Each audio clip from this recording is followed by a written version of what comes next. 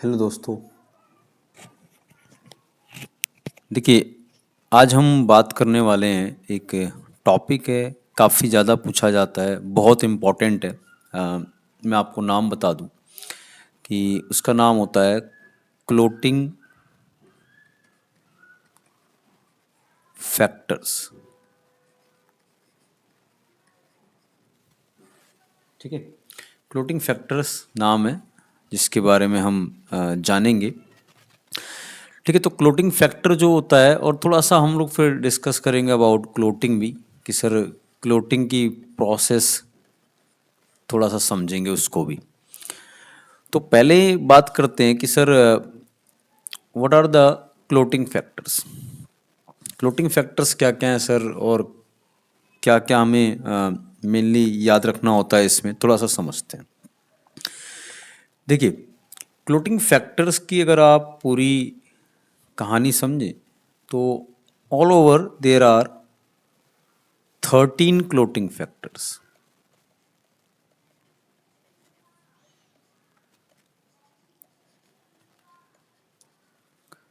All total 13 clotting factors which are responsible for clotting. देखिए, first clotting factor sir इसको बोलते हैं fibrinogen. Second clotting factor इसको बोल देते हैं प्रोथ्रोम्बिन।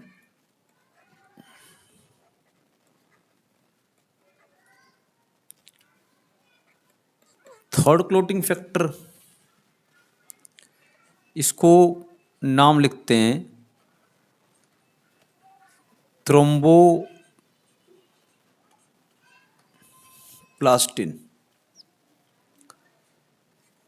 फोर्थ क्लोटिंग फैक्टर, देखो इस थ्रोम्बोप्लास्टिन को कई जगह थ्रोम्बोकाइनेज भी लिखा होगा। ये एक्चुअली एंजाइम होता है। फिर कैल्शियम आयंस Ca2+। उसके बाद इसके अंदर अगला फैक्टर जो है उसको हम लोग नाम लिख लेते हैं। देखो, कई जगह इसको हम लोग बोलेंगे प्रो एसेलेरिन फैक्टर, या फिर सिर्फ इसको एक वर्ड लिखा रहता है लेबाइल फैक्टर।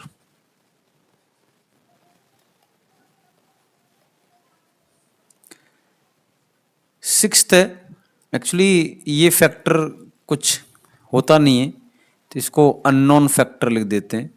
तो फैक्टर नंबर सिक्स्थ, ठीक है, जो रैंकिंग है उसी हिसाब से ध्यान रखें, वही रैंकिंग के हिसाब से आएगा। ठीक, तो ये फैक्टर हो गए 6 फैक्टर। ये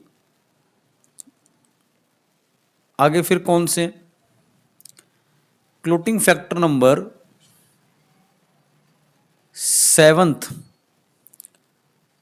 तो क्लोटिंग फैक्टर नंबर सेवंथ का नाम कई जगह लिखा रहता है प्रो कन्वर्टिन, या फिर इसको कई जगह लिख देते हैं stable factor.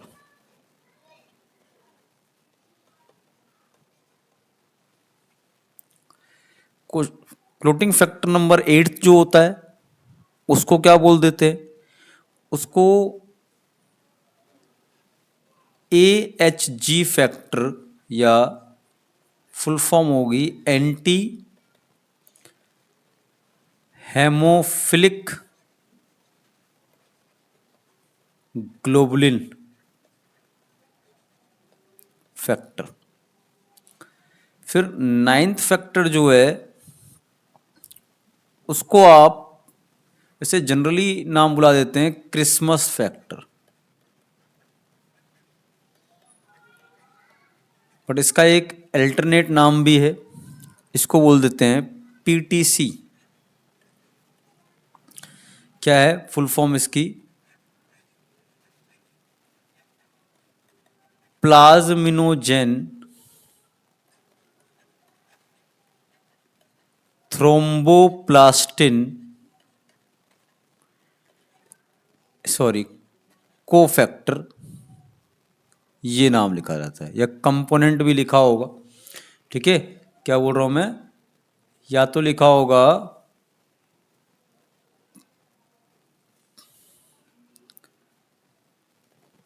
Plasminogen thromboplastin cofactor या कंपोनेंट, ये ऐसे लिखा रहता है।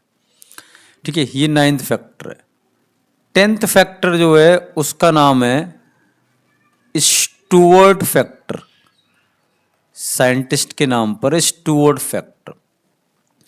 ठीक है, और ये 2 फैक्टर मैं यहाँ पे लिख देता हूँ। फैक्टर नंबर जो 11th है उस फैक्टर का नाम है, या इसको यहाँ मेंशन कर देते हैं,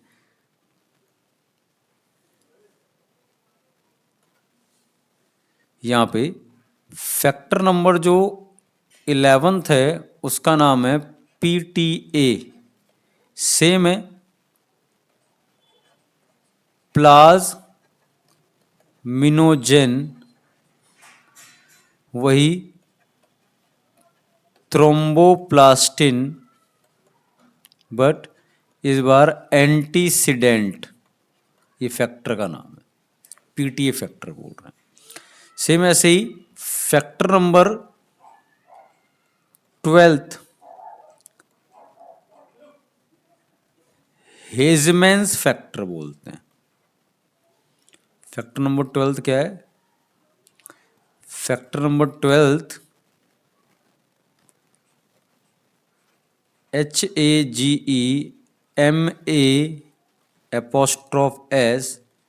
हेजमैन्स, साइंटिस्ट के नाम पर हेजमैन्स फैक्टर।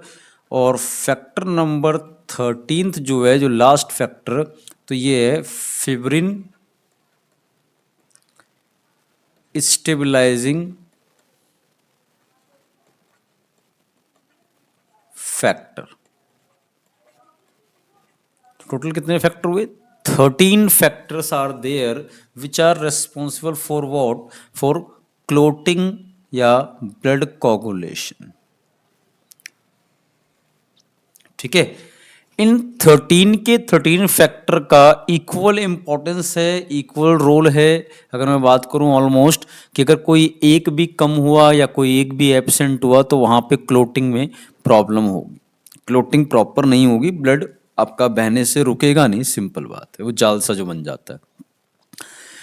सर इम्पॉर्टेंट कौन से हैं, सर इम्पॉर्टेंट हैं आपके पास कौन से, इम्पॉर्टेंट आपके पास जो क्लोटिंग फैक्टर्स हैं, अगर आप उसकी बात करें तो इम्पॉर्टेंट क्लोटिंग फैक्टर्स में आपके पास देखने को मिलने वाले हैं, तो वो आएंगे ये शुरू के 4 फैक्टर्स, फिब्रिनोजेन, प्रोथ्रोम्बिन, थ्रोम्बोप्लास्टिन या थ्रोम्बोकाइनेज और कैल्शियम आयन। तो इनको बोल देते हैं मेन फैक्टर्स, कि ये मेन क्लोटिंग फैक्टर्स होते हैं।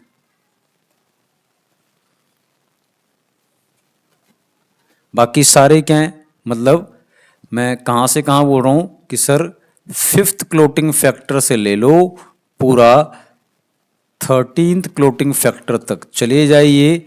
इन क्लोटिंग फैक्टर को बोलते हैं एसेसरी फैक्टर्स या सेकेंडरी फैक्टर्स।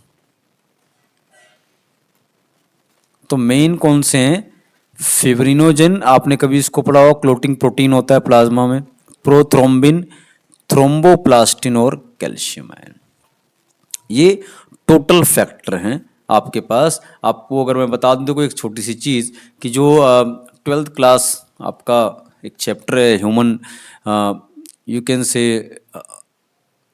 जेनेटिक्स, ठीक है, आई थिंक क्लियर है, जेनेटिक्स। तो जेनेटिक्स में एक डिजीज़ हम पढ़ते हैं हेमोफीलिया, उसमें पर्सन में क्लोटिंग फैक्टर्स एब्सेंट हैं, इस वजह से उसमें क्लोटिंग नहीं होती। तो क्लोटिंग फैक्टर में वो कौन से क्लोटिंग फैक्टर होते हैं सर, या तो क्लोटिंग फैक्टर 8th होता है या क्लोटिंग फैक्टर 9th एब्सेंट होता है उन पर्सनस में, इसका जीन जो इसको कोड नहीं हो पाता। तो अगर ये ये वाला फैक्टर एब्सेंट है तो हेमोफीलिया ए बोलते हैं डिजीज, ये वाला फैक्टर एब्सेंट है तो हेमोफीलिया बी बोलते हैं। और ये इन दोनों डिजीज में या हेमोफीलिया के केस में पर्सन में कट लगने पर ब्लड क्लोट नहीं होता और वो लगातार फ्लो होता रहेगा, पूरी बॉडी का ब्लड निकल जाएगा, डेथ हो सकती है पर्सन की। ठीक है, ये हेमोफीलिया है। थोड़ा अगर आपने सुना हो तो कुछ वो सेक्स लिंक्ड रिसेसिव डिजीज होता है। ओके, अच्छा अब बात करते हैं कि सर ठीक है, ये आपने बात की कि क्लोटिंग फैक्टर्स कौन से हैं। 13 क्लोटिंग फैक्टर्स की हम लोगों ने यहाँ बात की और 13 क्लोटिंग फैक्टर्स के बारे में हम लोगों ने यहाँ जाना। अब जरा बात करते हैं कि भाई how clotting will take place. Clotting किस तरीके से होगी, क्लोटिंग का पूरा प्रोसीजर कैसा होगा, तो उसको थोड़ा सा हम लोग समझ लेते हैं कि क्लोटिंग का किस तरह का प्रोसीजर आपको देखने को मिलने वाला है। ठीक है, तो क्लोटिंग प्रोसीजर को समझ लेते हैं कि क्या काम एक्चुअली वो करता है, जरा इसको देखते हैं।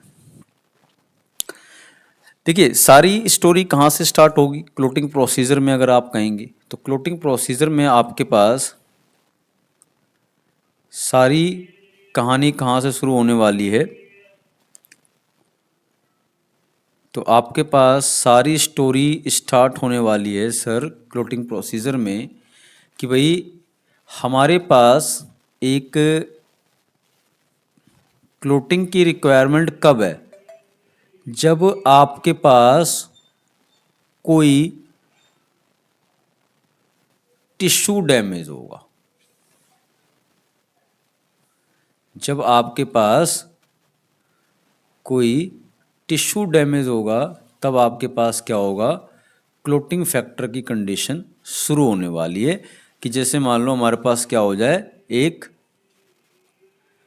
डैमेज टिश्यू आए, मतलब कोई टिश्यू जिसमें चोट लगी हो, सॉरी, ठीक है, डैमेज्ड टिश्यू आएगा तो वहाँ से ये कंडीशन आपकी पूरी शुरू होने वाली है। किस टिश्यू में चोट लगी तभी तो स्टार्ट होगा क्लोटिंग। तो डैमेज टिश्यू आएगा और एक पर्सनैलिटी जो हम बहुत अच्छे से जानते हैं, जिसका बोलते हैं हम बहुत इम्पॉर्टेंट रोल है किसमें, ब्लड क्लोटिंग में, मैं उसको भी यहाँ बना देता हूँ कि सर एक पर्सनैलिटी और है जो अपने बड़े काम की चीज़ है और उसका हम जब भी बात करते हैं ब्लड में, तो ब्लड में हम उसका नाम जरूर लेते हैं कि भैया इसका रोल जरूर है किसमें, ब्लड क्लोटिंग में, और उसको क्या बोल देते हैं, ब्लड प्लेटलेट्स, है ना। क्या और क्या नाम लिखते हैं इसको सर, थ्रोम्बोसाइट्स।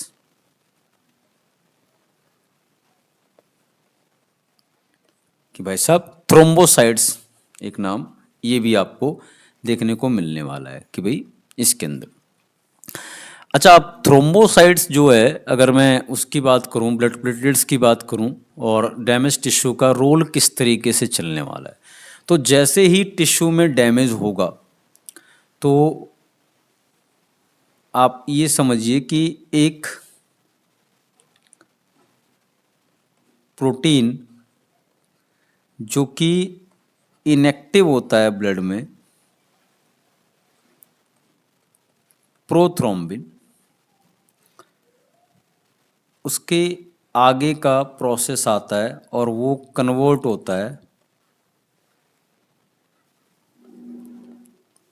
थ्रोम्बिन में। तो मैं ऐसा बिल्कुल लिख सकता हूँ कि सर ये वाला जो है ये इनएक्टिव है और ये वाला प्रोटीन एक्टिव है। सर लेकिन इसको एक्टिव करेगा कौन, भाई इसकी एक्टिविटी में रोल किसका होगा। जैसे ही टिश्यू में डैमेज होगा तो ये डैमेज टिश्यू और ये ब्लड प्लेटलेट्स, ओके, दोनों के दोनों रिलीज करते हैं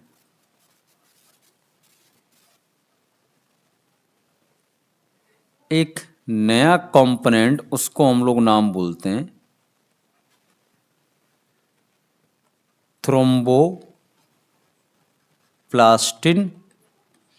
या थ्रोम्बोकाइनेज, और ये एंजाइम की तरह रोल प्ले करता है। कैसे? एंजाइम की तरह काम करेगा, बिल्कुल एंजाइम की तरह। ठीक है, जैसे टिश्यू डैमेज हुआ, ओके, और ब्लड प्लेटलेट्स भी एक्टिव हो जाता है, तो ये दोनों मिलके सबसे पहले क्या रिलीज करते हैं? थ्रोम्बोप्लास्टिन नाम का कंपोनेंट। ठीक है, अब जो ये थ्रोम्बोप्लास्टिन है ये, और साथ में प्लाज्मा, ब्लड प्लाज्मा से निकल के आया हुआ कैल्शियम आयन, ये दोनों मिलकर इस इनएक्टिव प्रोथ्रोम्बिन को कन्वर्ट करवा देते हैं एक्टिव थ्रोम्बिन में। पहला स्टेप हुआ ये। ठीक है, फर्स्ट स्टेप की कंडीशन कि भाई ऐसा ऐसा कुछ होगा। तो एक सिंपल क्वेश्चन कि ये सर थ्रोम्बोप्लास्टिन कहाँ से रिलीज होके आता है? तो सर थ्रोम्बोप्लास्टिन दो लोग रिलीज करते हैं, एक तो ब्लड प्लेटलेट से आएगा, दूसरा कहाँ से आएगा? सर दूसरा आने वाला है किससे? सर डैमेज जो टिश्यू है वो, क्योंकि सिग्नल तो वही देगा क्लोटिंग करवाने की नहीं। अच्छा, नेक्स्ट ये स्टेप हो गया। अब दूसरा स्टेप आएगा तो एक प्रोटीन आएगा, उसको बोला जा रहा है फिब्रिनोजेन।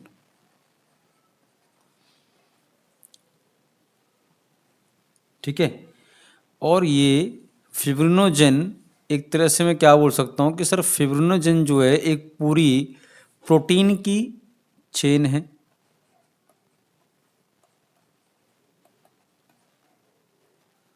पूरा बकायदा मान लो ऐसे थ्रेड सा है, पूरा बड़ा प्रोटीन सा है। तो ये फिब्रिनोजेन जो है इट विल कन्वर्ट इनटू, किसमें लिखा रहेगा? Fibrin fibres.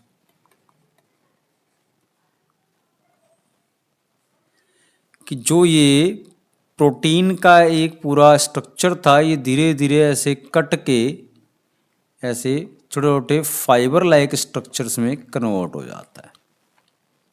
सर इसकी कन्वर्जन मतलब बड़ा धागा था, उसको हमने छोटे छोटे फ्रेगमेंट्स में काट दिया, ऐसे मान लो। अब सर जो ये फ्रेगमेंट कटा आपका, इस फ्रेगमेंट को काटने में सर रोल किसका है? तो रोल इसका है कि सबसे पहला स्टेप क्या हुआ कि थ्रोम्बोप्लास्टिन और कैल्शियम आयन के हेल्प से प्रोथ्रोम्बिन कन्वर्ट हो गया थ्रोम्बिन में। फिर ये थ्रोम्बिन ही फिब्रिनोजेन वाले फाइबर्स को काट के या प्रोटीन्स को काट के किस में ले आएगा? फाइबर्स में कन्वर्ट कर देगा।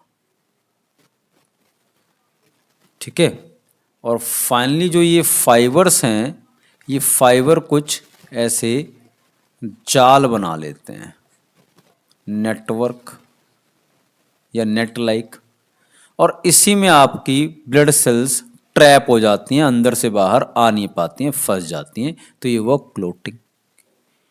ठीक है, तो ब्लड क्लोटिंग में ये स्टेप बाय स्टेप पहले क्या हो रहा है? सर सबसे पहले ये हो रहा है कि आपका प्रोथ्रोम्बिन को कन्वर्ट करवाया जाएगा थ्रोम्बिन में, तो उसमें थ्रोम्बोप्लास्टिन और कैल्शियम आयन रोल प्ले करेंगे, जिनमें इनका रोल होगा दोनों का।